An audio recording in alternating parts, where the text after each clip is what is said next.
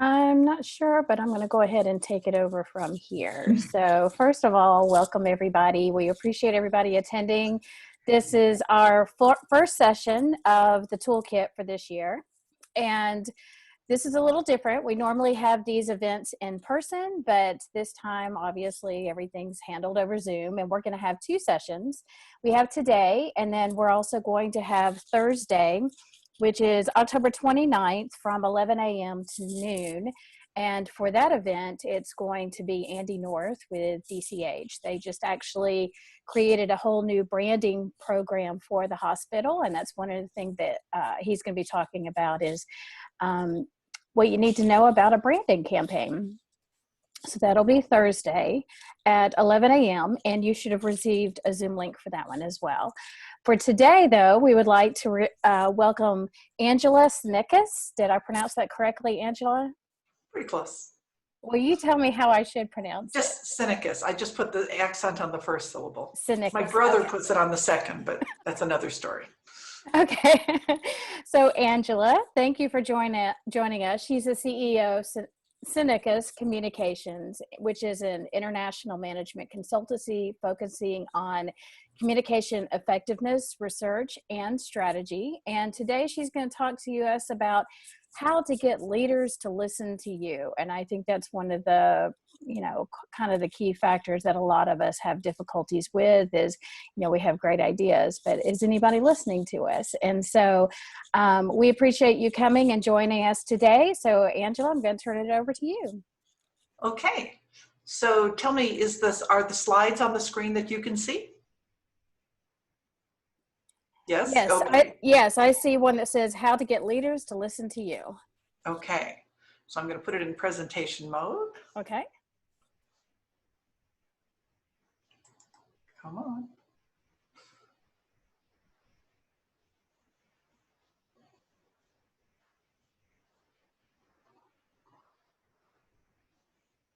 Okay, and I think I need to swap. Oh, I don't want to turn subtitles on. Are you seeing just the one screen or do you see the next slide coming up as well? We also see the next slide. Okay, so I need to just swap my screens. Okay. We should be good now. Yes? All right. So I know we have a number of students on board with us today. This might be a little bit of a shock to you. You're going to spend all this time getting your degree in communication. You're going to be a professional. You're going to be hired in a job title with a job description where you are supposed to be the communication expert. So you're going to provide your expert advice to your leadership, and they're going to completely ignore you. So, like they would not ignore people from legal or from finance. They would do what those experts tell them to do. But somehow, because every executive knows how to make a phone call, send an email, participate in a town hall, they believe they know as much about communication as you do. So this is why it's a really important topic. And those of us who have already been working for a while, I'm sure everyone has experienced this. So I do have a couple of tips on how to get leaders to listen to our advice and take our advice.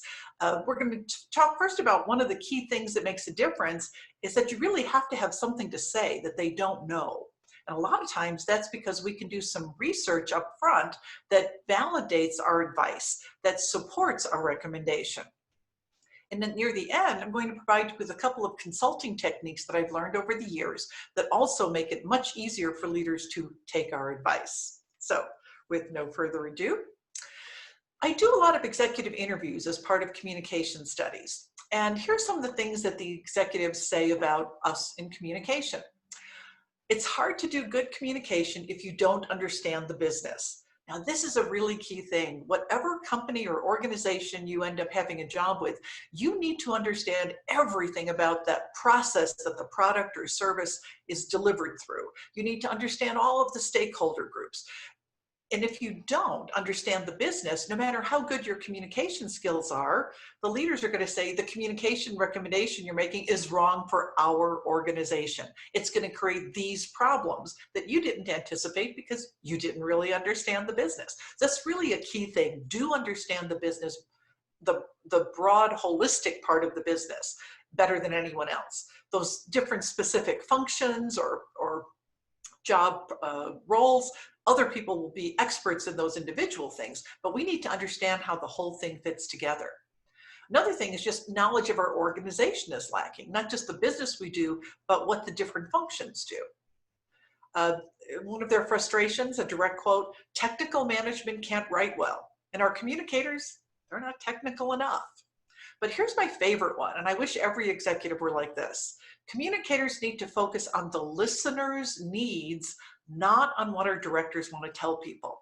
So I'm actually going to give you a sort of an approach to use when some executive comes to you and says, I need you to tell this group of people this information through this channel, which is usually what they do. They sort of expect us to take notes like an order pad or something and then just execute their brilliant ideas.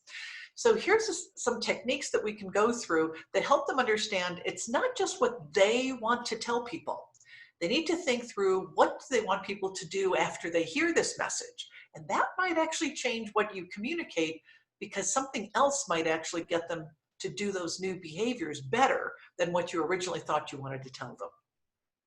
So we need to make sure we're connecting what we do with achieving business goals, not just this is good communication to do. So here's my approach. When I started out in communication about 5 or 6 years into my communication career, which is a long time ago, this is what I thought good strategic communication was. I started with the organization strategy. And I developed my communication plan to communicate the key elements of the strategy that were necessary for the different stakeholder groups. And I thought that was strategic. Now, it's certainly more strategic than, for example, a publication I inherited where the only things they covered were things like the bowling team scores, people having babies born, or their kids graduating from college. That clearly was not strategic. So this was already a big step beyond what was happening before I got to this particular company. But I quickly learned that just telling people about the strategy doesn't actually help fulfill the strategy. A couple of steps that were missing. So you still have to start with whatever the strategic purpose and goals of the organization are. That's the starting point. But the next thing we have to identify before we get to messaging is which groups of people actually need to do something differently in order for that goal to be reached. So just let's say, for example, that one of the organizational goals is to increase revenue, increase sales, right? So it sounds like our stakeholder group is customers and we want them to buy more or spend more. But it's not really that simple, because there's very different subgroups there that have to do very different specific behaviors. So for example, you may have current customers. You have 2 ways that you can get more revenue from them. One is you can get them to buy the product they're already buying more often. Show them more ways to use it. Show them that they should be using more of it than they're using now. Or you can take that customer loyalty for this one product and introduce them to another product. So now you're selling 2 products to this customer. So now they're buying more of a particular product or starting to buy an additional product. So those are 2 very different behaviors that will get more revenue from current customers. Now there's another situation. How about people who are customers of your competition? They have a very different behavior that you're expecting from them. For them, you need them to stop buying from the company they're buying from now and start buying from you. Very different messaging to get to this very different behavior for this different subgroup. And then finally, you may have people who have never purchased the particular kind of product that you're selling from anyone. So what you need to do is communicate with them different messages that show them why they can no longer live without this particular product and they must start buying it from someone, preferably your organization. So right there, we have 3 different sub-stakeholder groups doing 3 or 4 very different specific behaviors. And for each of those behaviors to start happening, we need very different messaging. So here's where the research will come in. You need to find out from each of those stakeholder groups, what do they currently know? What do they currently believe? Because it's not just knowledge messages. We also have to communicate for attitudes. We have to figure out what they currently know and believe, and then do some more research to identify if we want them to change what they're doing, what knowledge would they need to have, and what attitudes would support the new behavior. So just a word about attitudes. Attitudes are how you feel about something. Knowledge is factual, it's true facts, not alternative facts, it's verifiable true facts. The attitudes, though, are how you feel about it. So if you don't believe that attitudes play a very big role in changing behaviors, which a lot of executives don't, they just want to focus on facts and figures, think about this. When people start smoking or when they quit smoking, these days it has nothing to do with knowledge because they already know the knowledge that it could kill them. But that's not what makes them start or stop. There's other attitudes about how they see themselves or how they want to be perceived that make them start or stop that kind of voluntary behavior. So you need to identify what are those knowledge and attitude messages that will need to be part of your communication plan. And then, and finally then, you're ready to develop your communication plan. So now when you present this plan to leadership, they're going to be more likely to listen to your advice because it'll be based on some research. You've done some research with the audience, you know this is what they currently misunderstand, and this is what they will need to understand, but what additional attitudes need to be supported through your communications to get the right behavior that will help achieve the objective of the organization. So we cannot miss those steps. And one thing that's really important is to make sure that we go through this thought process with the executives. Then they'll understand why we're recommending what we're recommending. So I mentioned research. I'm going to go through a couple of ways you can do some relatively simple and inexpensive research in order to support your recommendations to make it more likely that they listen to you. So we'll start first with qualitative research. Qualitative means you don't have hard numbers. You're getting some trends, you're hearing emotions, but you're getting a sampling, but it's not a statistically valid sampling. So, but it still can provide a lot of very useful information. One of the things that's very useful to do that I did successfully in my corporate career before I went into consulting is work your network.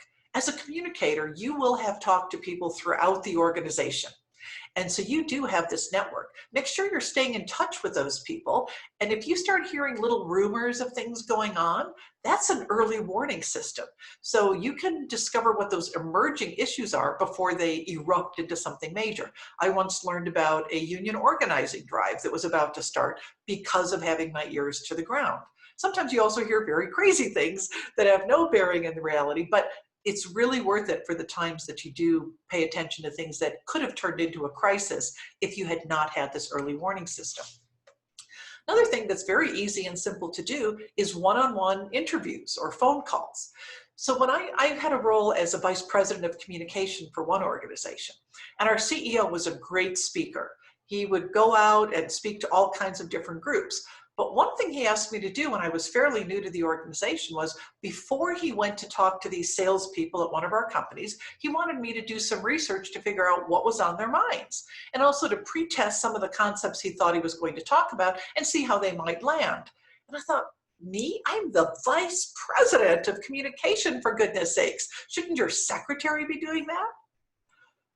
He said, no, I want you to do it. I went, okay. But I really found it as a very valuable thing to do because I was able to purposely find out what was on people's minds. And I could also pre-test what some of these ideas were that he wanted to talk about. So I could feed that back to my CEO. So by the time he went out to speak to that group, the overall reaction from every single group was, man, oh man, this guy's got his finger on the pulse of what's going on here. He really gets it. So that is a very simple thing that you could be doing and giving that information to your leaders. They will listen to you because it'll make them more effective when they go talk to these different groups of people. Another thing is to pre-test messages. I did a little bit of that with these one-on-one phone calls that I made. But you can also do it in a more formal way. You can be pre-testing messages with, let's say, a sounding board panel that you have in place, maybe 12 people throughout your organization in different locations, different functions, or customers in different markets or buying different products. Then they just simply agree that when they get an email from you to pre-test some simple communication, that they'll give you feedback. Now, why is this important? I can give you a very interesting example. One of my clients was a non-governmental organization based in Washington, D.C., global organization. And the CEO actually did send out a very simple and sweet little email, very friendly and engaging and chatty. And it started out, this is in June, he started out with, as we approach the summer holidays, blah, blah, blah, blah, blah. Well, here's a problem. In the Southern Hemisphere, June is the beginning of winter. So how much credibility does he have as a CEO of an international organization if he clearly has never been to the opposite hemisphere and noticed that the weather was different? So this kind of thing could have easily been fixed if any of these simple little messages just had a little pre-testing sounding board, and everyone in south of the equator would have said, hello, winter here. So that kind of thing is invaluable because it really saves the credibility of whoever's communicating. Another example was this one CEO would like to write this monthly little wrap up of what I've heard from customers and employees during the last month. And this 1 month's headline was killer. It was guaranteed to get everyone to read it. The headline was Work, Family, Life Balance. I finally get it. Now, wouldn't you read that if your CEO had that kind of admission to make? You would until you read the first paragraph. The first sentence of the first paragraph said, last month, our nanny quit. Okay, they don't get it. I don't think very many people on this call have nannies. So he lost it right there. Pre-testing that with some sample employees would have avoided that problem. Or at least, yes, the nanny was part of the issue, but maybe don't make that the first sentence. It's going to turn everyone else away from reading the rest of it. And then doing focus groups. Let me show you a couple of examples.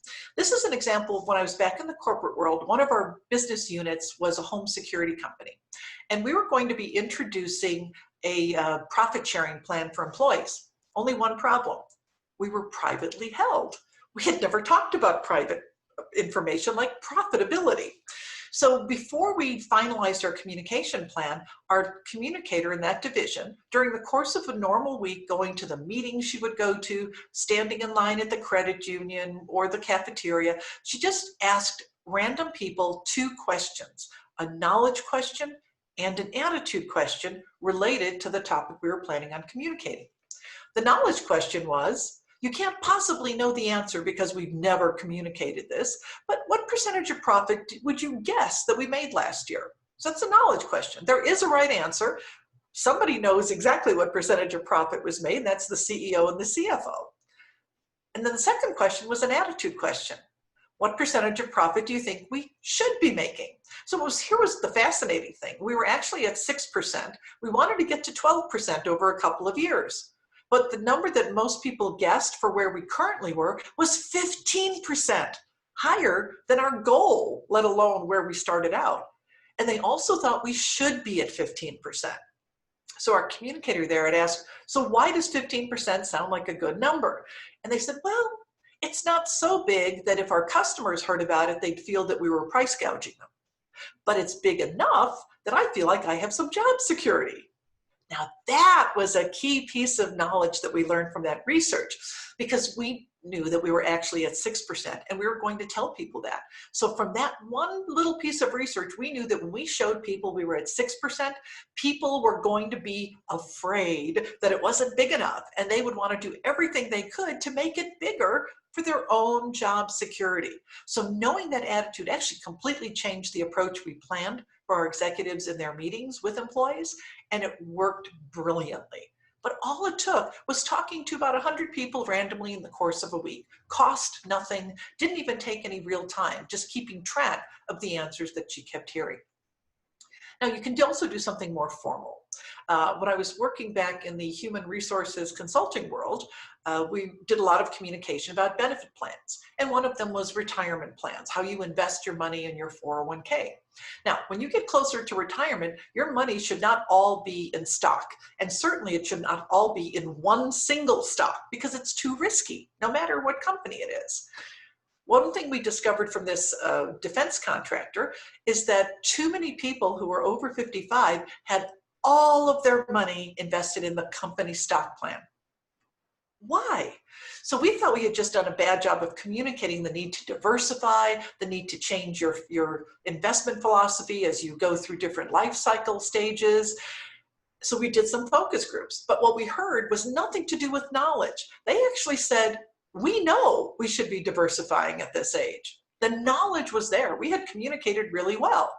Why did they not want to put their money in a more diversified portfolio and out of stock? I want to be loyal to this company. It's having some tough times now. It's had tough times before and it did not lay me off. it kept as many employees as they could. So they were loyal to me. I want to be loyal to them, and I'm going to keep my money in their stock.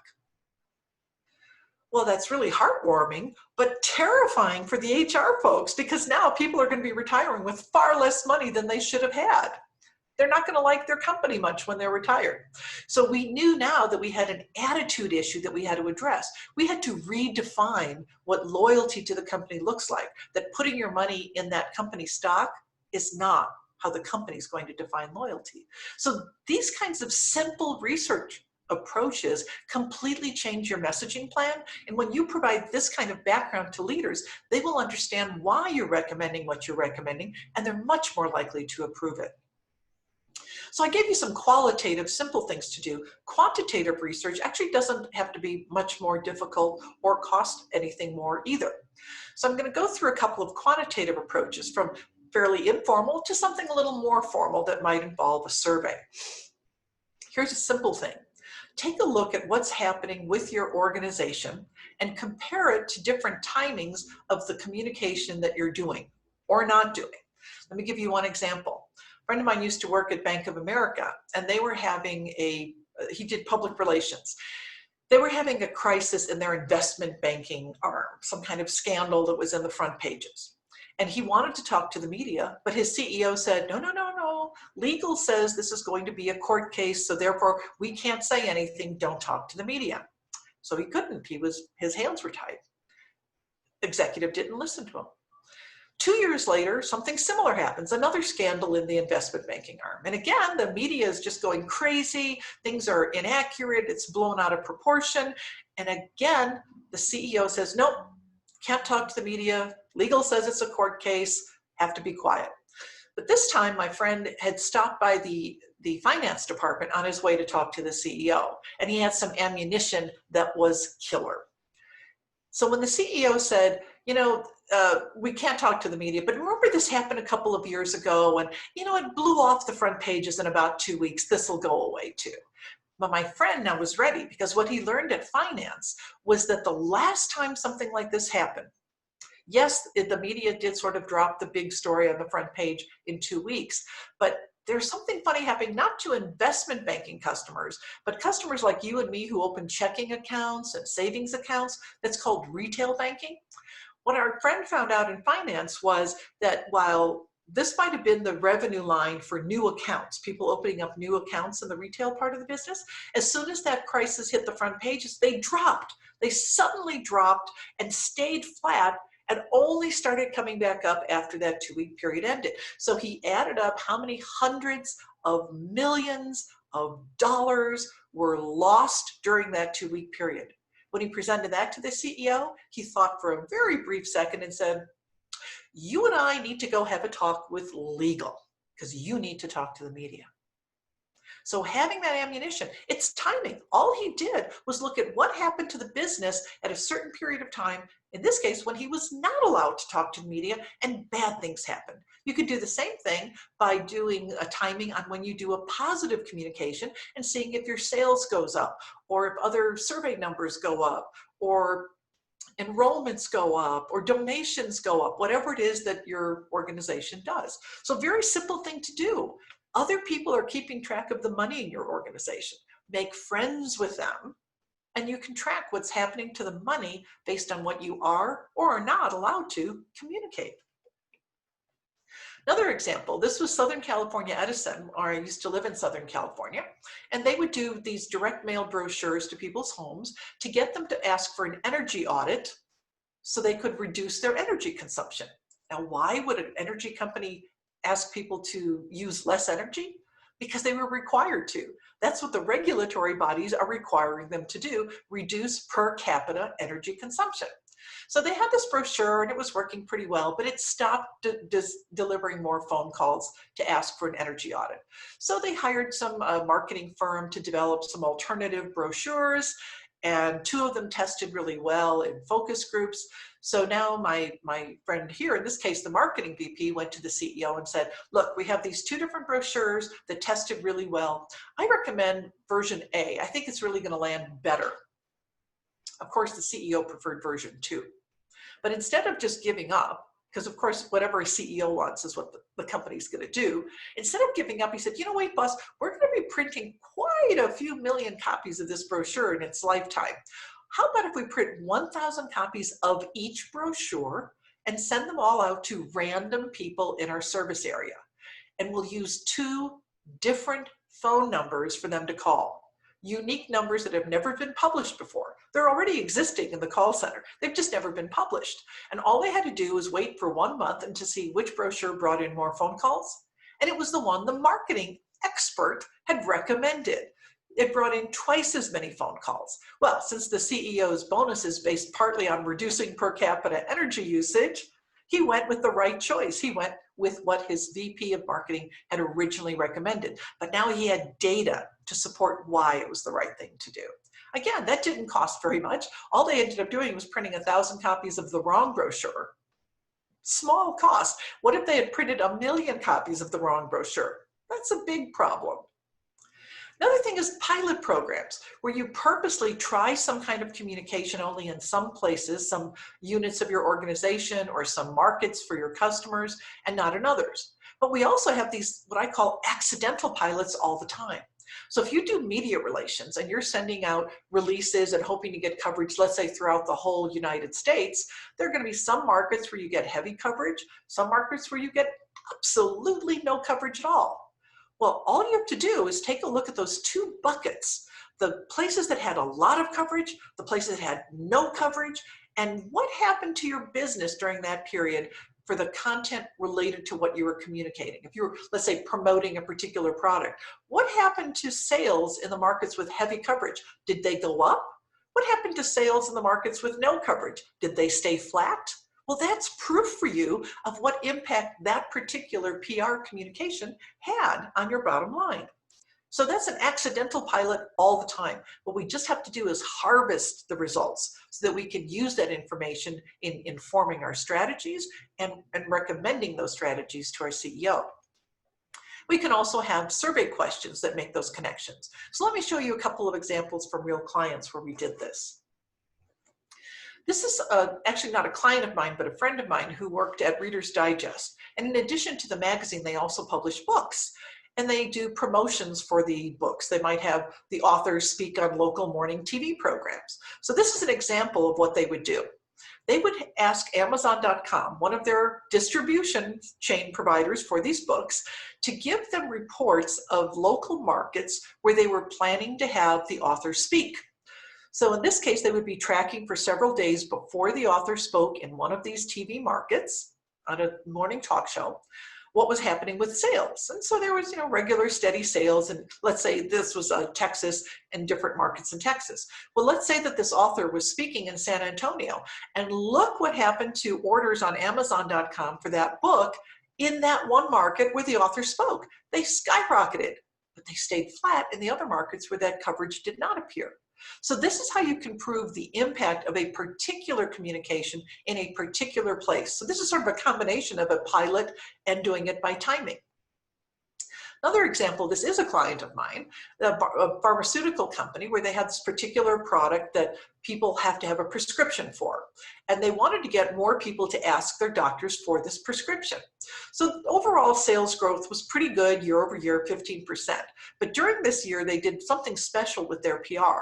They had a former Olympic gymnast, a gold medal gymnast, who had this particular embarrassing female medical problem where there was a drug that could help if you asked your doctor for a prescription. You had to talk to your doctor about this embarrassing problem. And so what happened? This gymnast was able to speak in a couple different markets, like at women's conferences, other places like that, that got media coverage about her medical issue and the product that she was using that changed her life. Well, what happened for sales in those markets? Enormously different. 39% increase in product sales in those markets where she spoke compared to 50% overall, which also included the 39% in those bigger markets that she spoke in. So the credit for the celebrity tour portion of your PR is very clear to identify. You can do the same kind of thing on internal communication. This is a client where they all had to, every department had to reduce their budgets by 15%. And she wanted to do some research on what parts of her program could afford a cut and what parts could not. So this is one set of questions we were asking about the employee publication. We didn't just ask of people like the length of it, the timing of it, the content. We asked outcomes related to this publication. That's a key thing. When you have survey questions, don't just ask satisfaction questions about channels or campaigns. Ask what that information led to that's a desirable outcome. So if you look at the middle one here, we found that 80% of employees in this company, which is mostly a sales and service company, not a product company, 80% of employees said that reading the employee publication helped them talk with customers more knowledgeably. And it also turned out it was 94% of salespeople said that reading it helped them talk with customers more knowledgeably. So she decided not to cut a penny out of the employee publication, but to take the rest of that 15% out of other parts. So when she presented her recommendations for where the cuts should go, leaders noticed that there was no cut in the publication. They said, you know, couldn't you like cut a few pages out of it, skip a couple issues during the summer or something like that? She said, we thought about it. But when we learned that 94% of salespeople said that it helped them talk with customers, we were afraid if we reduced the volume of content, we might accidentally reduce sales. And they said, oh, yep, don't cut the publication at all. So ask these questions that connect the communication to a desired business outcome. Another example on the internal side, on intranets, we like to ask questions of what impact using an intranet has. So if you look at the second from the bottom one here, saving time. 72% of people said that a new portal helped them save time.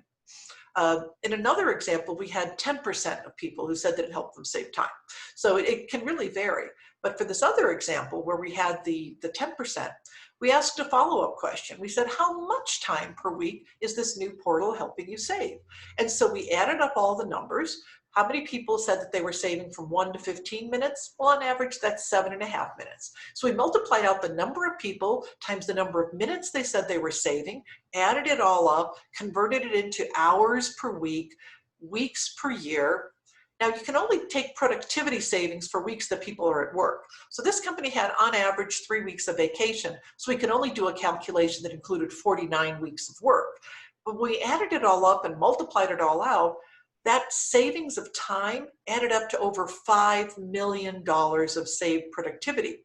This was a consulting firm. So if they save productivity on things that they cannot bill for, that gives them more time to bill more time to clients without working more hours per week. Now you can take this into a mathematical calculation that CEOs will really pay attention to. By knowing the cost of the new portal, and knowing what this productivity savings is, you can now talk about a benefit to cost ratio of 10.6%. That really gets ears perking for executives when you start talking benefit to cost ratio, or even better, return on investment, which uses those same two numbers, the benefit to the company, that gain, and the cost. It just takes one extra step. It takes the cost out of the gain first before calculating the total number, and you have to multiply it by 100% because that's how ROI is always expressed, as a percentage. It's a very simple formula, the same formula for communication, HR, marketing, finance, production, anyone in any country, in any company around the world. One formula for ROI. Now you can say, here's the ROI of the new portal that we introduced. Fabulous. Another thing that's very simple to do with surveys, let's say you already have a survey, a customer satisfaction survey or an employee survey of some sort, and it's broken out into different demographic buckets. Like in this case, this was an employee survey for how well informed employees felt about strategy. And there were 13 different regions of this company. So region 1 on the far left here had the best informed employees about strategy. 74% of them felt well or very well informed. On the opposite end, region 12, area 12, had only 55% of people feeling well informed. Now, in the middle, we have 64%. That was the average for the whole company. So this is all well and good, very interesting, but it becomes fascinating when you compare it against something else that is measured by region, profitability. So all we had to do was go to the finance department. They did not want to share the percentages of profit that each of these areas was making, but they agreed to give us a rank ordered list from most profitable to least profitable. And lo and behold, what a coincidence. Region 1 that best understood the strategy was also by far the most profitable. Coincidence, huh? Well, we have a second coincidence. On the opposite end, those 3 areas that had the lowest understanding of strategy were in the bottom 5 of profitability. So when you have 2 coincidences here, it's actually not called a coincidence anymore. We call it a correlation. It's a correlation. Understanding of strategy seems to correlate with profitability. Now, it's not cause and effect, but that's a very compelling argument to do a better job communicating strategy in those areas on the far right of this chart. Now, you can also use another question on a survey that, we ask demographic questions, male, female, job level, income level of the household. But we can also ask questions and use them as a demographic. Like, in this case, we had a client who was trying to say, we're spending a lot of money translating some publications for employees. Is it worthwhile? Well, we were already doing a survey on how well people understood various topics like the strategy, how they can help reach company goals, news across the company, things that were covered in the employee magazine. So we already knew how well informed people felt overall. But we added another question. We asked, are you able to read this magazine in your native language? So if it was only available in English, and English is one of their native languages, then it's yes. If it's available in English and their native language is Spanish, then the answer is no. Or if their native language is Spanish and it's translated into Spanish, their answer is yes. So what we did is we used this as if it was a demographic question.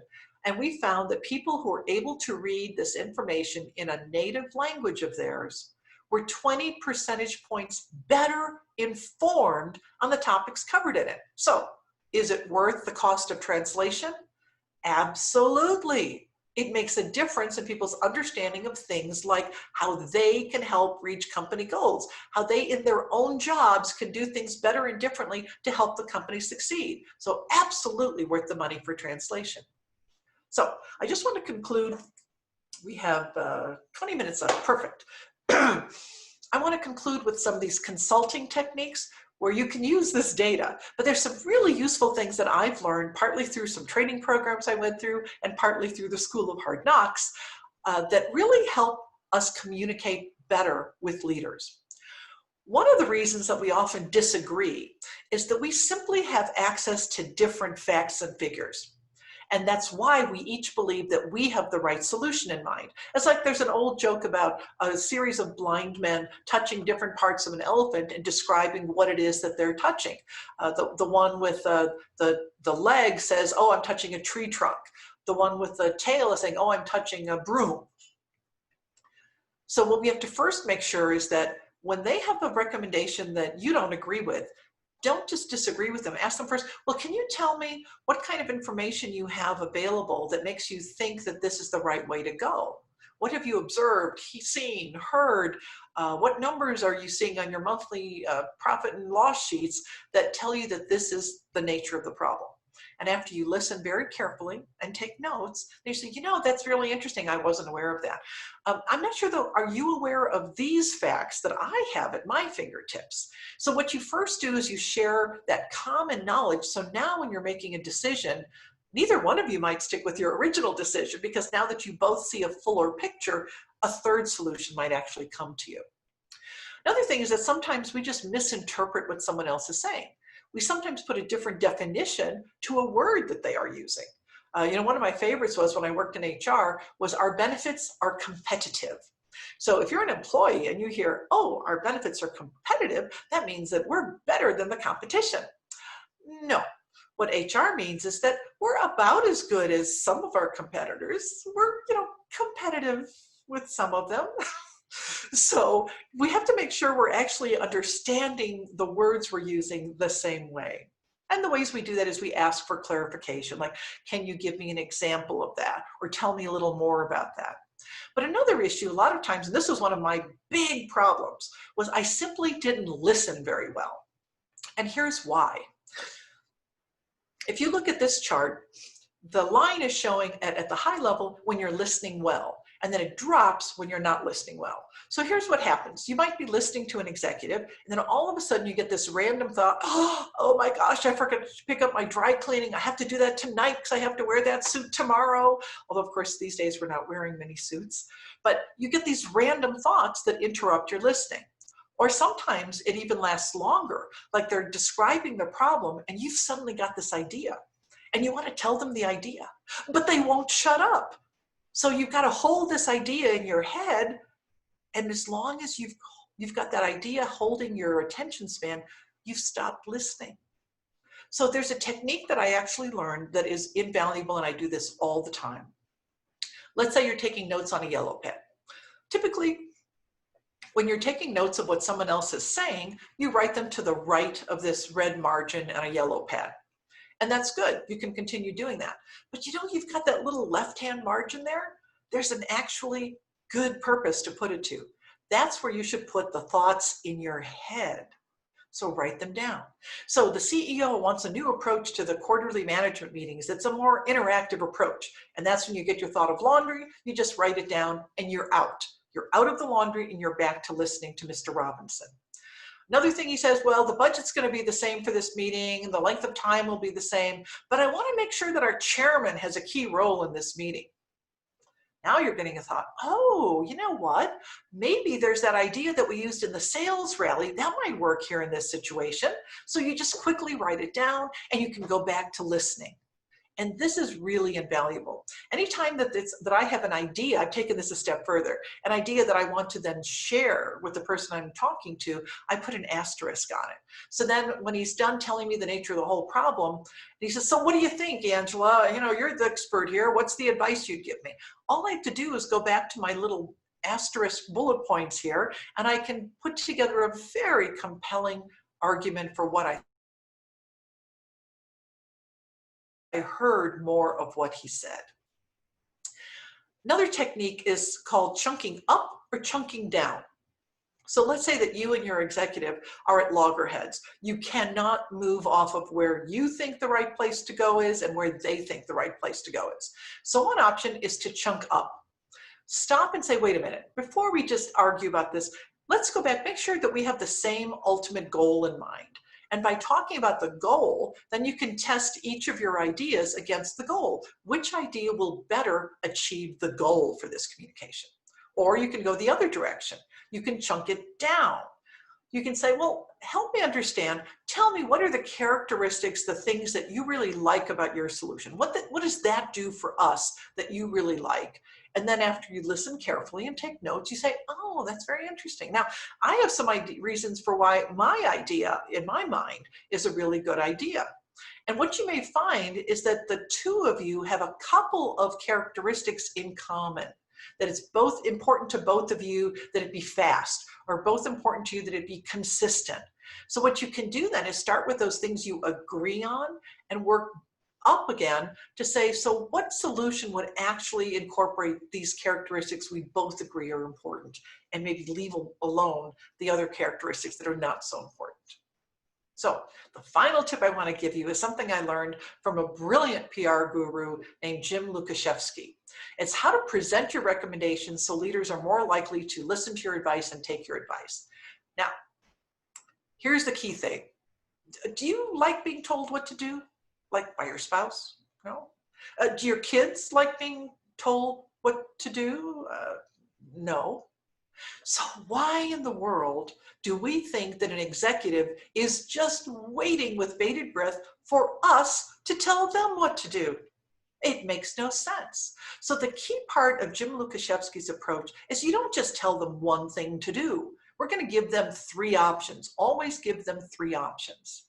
So before we actually give them the options, though, he has 2 other really useful tips of advice for us communicators. Because we're communicators, we love to talk, and we talk too much. We have verbal diarrhea, and people stop listening to us. They start having those random thoughts about their laundry when we're talking. So he says we have to be really efficient with the time we spend up front before we make the recommendation to encapsulate in 15 words or less what's the nature of the situation here. And then another 15 words or less, What is the impact of that situation if it just continues unchecked? So you have 30 words to get this all out. And for this, I promise you, you need to write it out and edit heavily because we tend to overspeak. But get to the key issues here. Once you've done that, now you're ready to give them the 3 options. Jim says one of the options should always be, of course, we could do nothing. Because in the back of their minds, that's what they're hoping. They're hoping for the easy solution. Oh, in 2 weeks, this will just go away. So always have 3 options. The first one should be what you really want. The second one is something you can live with that'll make a difference, but it's not perfect. And the third one should be do nothing. Now, when you make your recommendation for what you think is the best option, you don't just justify it because it's got these great features. You justify it by virtue of its having the fewest unintended negative consequences. Because a lot of times the executives will only see the positives of whatever they want to do. They won't see those unintended negative fallouts of what they wanted to do. And then I just add a couple of tips to that. One is when you're presenting your recommendations, add research. Any research that you have that supports your recommendation will just strengthen that and make it more likely that they take your plan A rather than your plan B. And then there's some rapport building techniques that you can use in matching the executive. Be very careful not to talk louder or softer than the executive, not to talk faster or slower than the executive. If they lean in, you lean in. If they lean out, you lean out. The reason is if you do the opposite of them, you are breaking rapport. You are alien to them, and it's harder for them to trust you. So just make sure that you are matching them as much as you can with your body language and your voice. So I'm ready for questions. I just want to say that there's a lot of additional resources available if you want to learn more about how to do research and measurement so that you are listened to more heavily. There's a class I teach for the International Association of Business Communicators virtually on practical research for employee communication. For PRSA, Public Relations Society of America, I have an online 6-week course on measuring and analytics for both internal and external. I have a website with over 150 articles that you can read for free. I've written a white paper on employee communication measurement. And then there's other websites and resources. If you Google the headline here, there's a lovely matrix from the UK on what to measure about employee communication, how to measure it if you can do a survey, and how to measure it if you cannot do a survey. I had a little bit to do with this, and that's why I think it's lovely. And then for the external communication side, the Institute for Public Relations has a lot of resources, step-by-step guides on how to build in research and measurement to what you're doing. So do we have questions? Do we have chat questions, or are we going to open the mics? How do we do this? Do you want me to take this off the screen now? Right now, we don't have any in the chat group, but if anybody, let's see, somebody did ask if you could go back 2 slides. Oh, okay. 2 slides? 2 slides. The communications matrix, is this the right one, Erin, that you were looking for? And if anybody else has any questions, okay, they said thanks, so that's it. We also are recording this session, so we will be able to make this. Slides. I'll send you the slides and so you can share them with people as a PDF. Great. So everybody will have access to this presentation in video and in slides. But if anybody has any questions, Ms. Angela, thank you so much. That was a wonderful presentation. And I know that this gave a lot of communicators some new confidence and tools on how to approach, higher ups, individuals, absolutely everybody that they have to work with in their day-to-day lives. So thank you so much. Angela, I do have a quick comment to make that actually pretty much everything you said, I had a comment to make, and I totally agree with everything that you've been saying. And can you hear me okay? Yes, I'm just trying to take this off the screen. Okay. I think one of the things that you were talking about last was, with given the options and keeping it down to 15 words for this and 15 words for that. Just recently I had to send something off to my boss's boss. And so in doing so, I wrote something up and then I sent it to 2 of my friends and colleagues who I trusted, the most. And one of them sent it back and gave me just a few edits. And so I trusted that, and I was like, okay, well, that makes sense, and I'll make those changes. The second person I sent it to, she came back and said, are you kidding me? There is no way in heck I would read all of that. You need to drop some bullet points and let it go. And so I think I was really, it was very valuable because I was able to then I was really, like you said, as communicators, we talk too much. And so it was really verbose. And I think it was good that, having trusted colleagues kind of review what I wanted to present and give me some, invaluable feedback. So I went with the first one, what she said, and made those changes. But when the second one came back and said it was way too long, I ended up cutting it down to about a third of what I had originally written. And then I did change some of it to bullet points. And so I think that was really, beneficial. So what you're saying in terms of, make your first point in just 15 words, and then the second point in 15 words. I think that's really important because we can, a lot of times when you're talking to people, they start to lose what you're saying because we have such great ideas and we want to say it in so many words. So I thought that was really important. Yeah, because they can always ask for more information. Wait, tell me a little more about that. To let them be the ones asking for more of that detail, but make sure we hit those high points. One of the things when we do this, when we used to have live conferences, you can actually do this as an exercise. So find somebody else at your organization. If there is something you want to present, like to that leader that you were talking about, write it out first, like you did, but the 15 words, 3 options, and why your preferred option is better, but it's not the only option. And practice that with somebody else. And that way, by the time you go to the executive, especially if it's somebody who knows who that executive is, they can pretend to be that person and ask the kind of questions that person might actually be asking. So by the time you go and do this, you're going to be so prepared. That sounds great. This is Nancy. Can you hear me now? Yes, Nancy. Well, good to hear you finally. I've been on the call the entire time. There was a little operator issue, shall we say, with merging. So I just want to say thank you, Megan and Rebecca and Angela, for all being there and on time. And I loved your presentation. It was great. I do have a few announcements. I hope Rebecca didn't cover these already, but we are going to have a drawing, not right this second, but later on, for Barnes & Noble gift cards and some Left Hand Soap Company gift cards. And those will be chosen from people who come to both sessions, the one today and the one Thursday. And I believe Rebecca mentioned the survey that will come out too, and that's very important. We really want your feedback. And I think that was mostly what I had. And again, I apologize.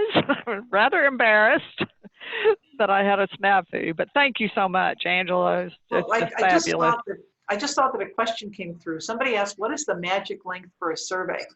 And I'm going to answer it a little bit indirectly. I don't think it's a number of questions. First of all, it's more a length of time. So I think everyone can take a 5-minute survey. A lot of people will hang through with you for a 10-minute survey. And the reason that's not necessarily tied to the question number is that some questions can be much easier or harder to answer. For example, if you just click a radio button out of 5 options, that's really fast. If you have a certain number of questions that ask for an essay, a write-in answer, that's going to take longer. So I like to look at it as about 10 minutes being the right time, but it's more than just time. It's also what you start with. I see way too many surveys that start with demographic questions. Now, we're communicators, right? If you were writing an article, would you start with the most boring information up front or the most interesting information up front? Okay, no brainer. Demographic questions to a respondent are boring. They already know these things about themselves. Not only is it boring, if you ask too many of them, they might say, oh gosh, if I answer all these and then answer the survey, you're going to know exactly who I am, because I'm the only woman who's been here this length of time in this department at this management level. So put them at the end. They're boring. Start with something that you think people want to tell you about. If you've been hearing something informally and you think it might be a trend, that's where your survey should start. So a lot of times with employee surveys, I ask questions on, are you getting too much, too little, or the right amount of emails or face-to-face with senior leaders? Things that they want to tell you, yeah, I'm getting too many emails, or I'm not hearing enough from senior leaders. So once they start, they're more engaged and they're likely to hang with you, even for a 15-minute survey, if it's about something that they care about and if they see that it could be actionable. They did have a follow-up question if you Oh, I didn't see that. See that, Angela? They had a couple of follow-ups about the vessel to which they should deliver the survey, whether it should be email or social media. I actually still do snail mail. I do both of those as well as snail mail.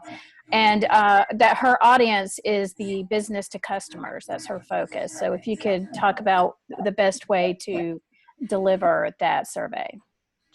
So if you're going to do it online, you need to make sure you send it out as an email to everyone. It has to be a dedicated communication about the survey. If you just incorporate it in other channels, some people don't see those channels regularly, or they don't get through that whole channel regularly. So you need to make sure it gets to everyone. Now, if you have a big population that is not living online, like employees who work in factories, or maybe older customers who maybe are not as comfortable living online, which is a little bit of a stereotype, but it's not always true. Then you also need to make it available on paper for those people who are going to be accessing your communications on paper. So you actually send them a snail mail. So the business to business, business to customer, we had one business to business client where the clients that we needed to talk to were the very senior executives of a company, or in another case where they were doctors. Well, with the senior executives of the company, they don't complete online surveys. You're going to get a very low response rate. But what we did is we had their account managers set up phone calls for us where we interviewed them over a 30-minute period, and we completed the online survey for them as we're talking to them. With the doctors, they don't respond either. So we actually surveyed the salespeople who talked to doctors and asked them what the doctors were saying. So with business to business, you sometimes have to be a little more creative. I have a question about when we send out employee communications type surveys, or employee engagement is the right term. And we say over and over in our promotional materials, you know, this is confidential. There's no way to determine your identity, but we still hear anecdotally that people aren't, you know, fully transparent. So do you have any recommendations for that? Well, I mean, it depends on what's been going on in your organization, how much trust they're going to have overall, and that will manifest itself when they take a survey. So one of the best ways is to ask very few demographic questions, just, you know, the bare minimum. Or another way you can even avoid that completely is, let's say that you want to be able to break things out by department for employees. Well, like with something like SurveyMonkey, you can have one survey where all answers will go in there, but you can have something called collectors that are different. So you could send one collector to everyone in finance, one collector to everyone in production. So they never even have to identify what group they're in, but the survey has captured what group they're in. So asking fewer demographic questions really helps. The other thing that hurts, I've got a lot of companies who say, you know, if we just send it out with this code, we know from this code everything about that employee. We know their job level, their function, their length of service, their gender. So we don't have to ask any demographics. Well, the problem is when you have someone log into the survey as a unique code, they know that they are completely identifiable. Not that you will try to do it, but they could be identifiable. So you just need to try to use a technique. We had one case where we had the client was an IT related company. And these people had mad skills. They could easily hack into the database to check what different people had actually answered. So what we had to do for them is we created unique codes for each person, but they were random. They were literally on scraps of paper, and they could randomly pick whichever piece of paper they wanted and then plug that into the survey tool and answer. So we didn't know who they were, but neither could any of their colleagues who might have been able to hack into it. So you have to be creative with this. You have to figure out what is the nature of the lack of trust and then address it head on. Okay, thank you. Great, great. Thank you so much again, Miss Angela. I believe that's going to be all of the questions. We really appreciate your time today. Everybody on attendance, thank y'all for coming and joining us. Remember that Thursday at 11 o'clock is going to be the second Toolkit session, so please join us for that as well, for your opportunity to win some gift cards and things like that. So again, all of this will be available digitally, so we will get that out to everyone. We will look forward to seeing y'all on Thursday. Thank you again, Miss Angela.